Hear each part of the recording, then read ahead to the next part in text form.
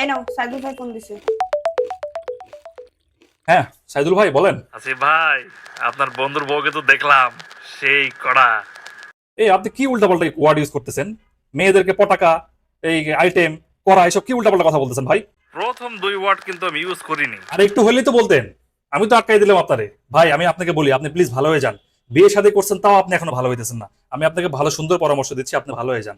এই আপনার ঘরে একটা সুন্দর বউ আছে, আপনার বউয়ের দিকে সারাদিন নজর দিয়ে থাকেন না, কোনো সমস্যা তো নেই।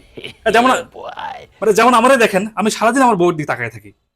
ভাই আমি আপনাকে বলতেছি, প্লিজ ভালো হয়ে যান। আর যদি ভালো না হন ভাই, একটা একটা সুন্দর করে বুঝিয়ে দিই একটা জিনিস, এসব কিন্তু গুনার কাজ ভাই। এসব গুনাহ করেন না, বুঝছেন? যদি এসব গুনাহ না করেন, ভালো হয়ে চলতে পারেন, তাহলে কিন্তু আপনি জান্নাতে হুর পাবেন। যে হুরগুলো হবে এত সুন্দর, কত সুন্দর ভাই, মানে এত সুন্দর, কত সুন্দর। এত সুন্দর, যতটা সুন্দর আমার বন্ধুর বউ।